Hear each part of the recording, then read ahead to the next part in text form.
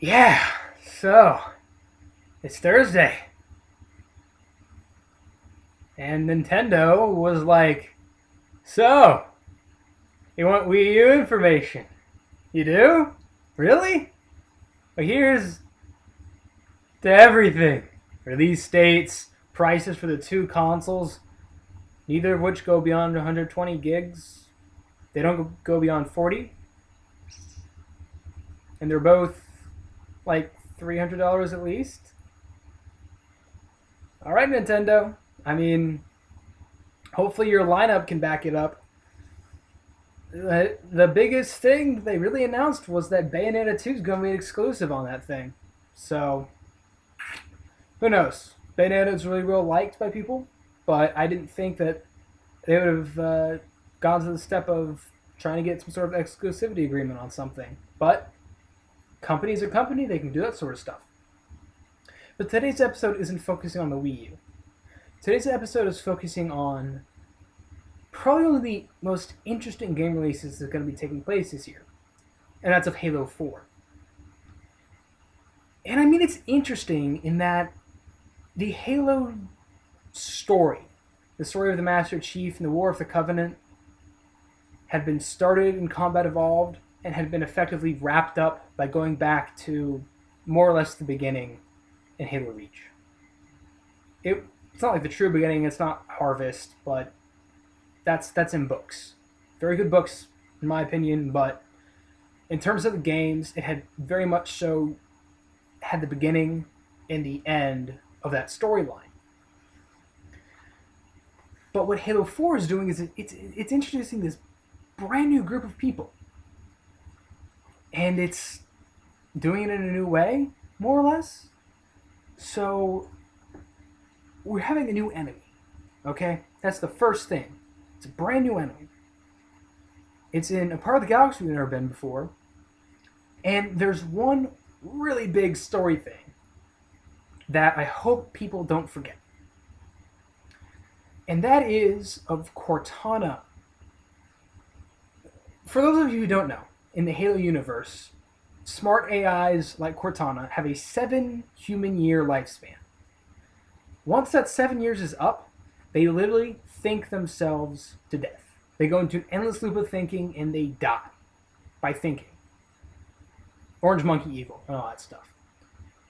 So, in the events of Halo Combat Evolved, when you finish the level Assault on the Control Room, you leave Cortana inside of a computer on a Forerunner structure. The Forerunners being the basis of all of her life in the galaxy. And then from that level to the beginning of 2 Betrayals, you are completely separated from her. And in that time, it is described that she gathers information. Lots of information. Probably petabytes of information, considering how far technology has advanced. Probably even more than petabytes. And it's described in some of the books as, at the end of that process, Cortana felt bloated, in that she couldn't operate properly. So one could assume that took years off of her life. And now we sit, beginning of Halo 4, 4 years later, and who knows what has happened to Cortana. I'm genuinely interested in seeing what happens to her. She was such a pivotal character in the books and in the games. So where does this leave us?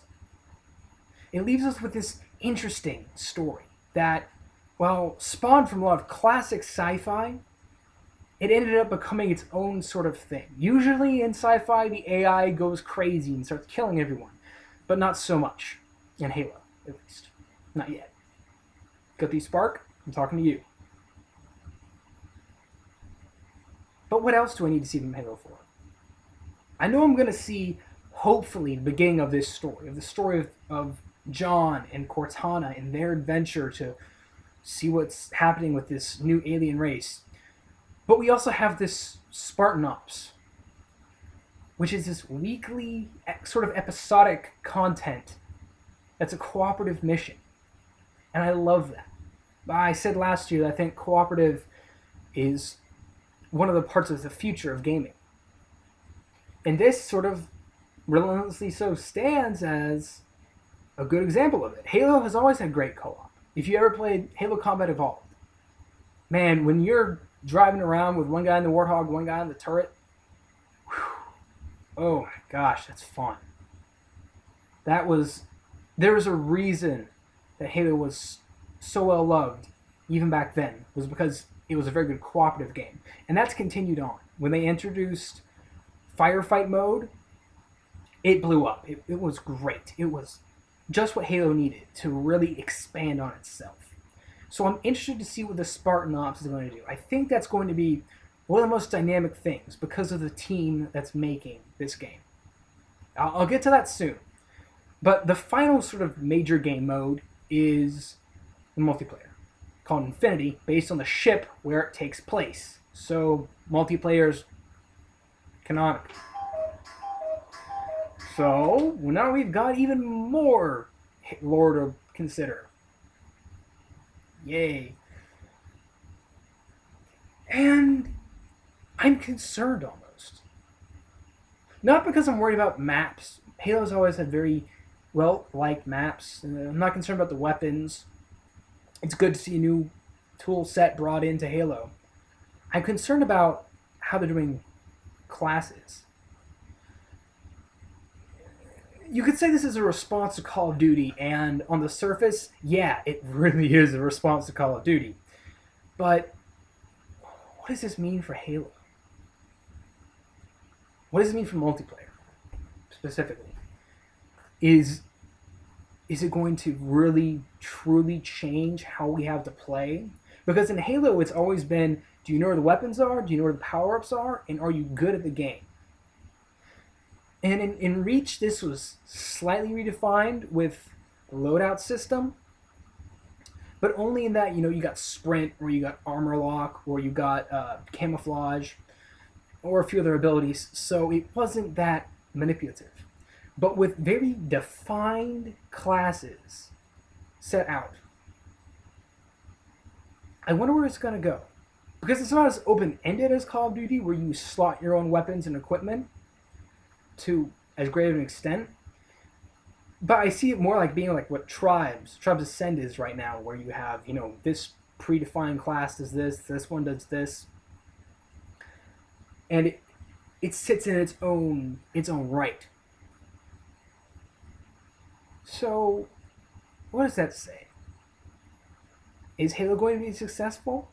Probably. It's Halo. Those games have always sold well. Probably the worst selling one was probably Halo Wars, because it wasn't a first-person shooter. So, push that one to the side for this case. Now, personally for me, being somebody who wants to get a job creating games, when you look at the team that made this game, 343 Industries, this is a team comprised of people who left jobs at other companies, moved from other states, or even other countries, other parts of the world, and they came just to work on Halo. That's awesome. That shows we still have hope as an industry, because we're not going to just cock around and go, here's another Halo game, man, with the same people. You need to be able to re-envision yourself every once in a while as a brand.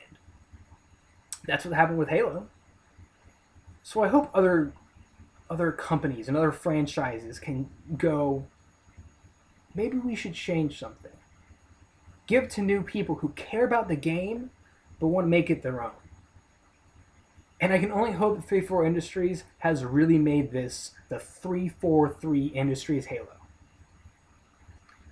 My hopes are pretty high.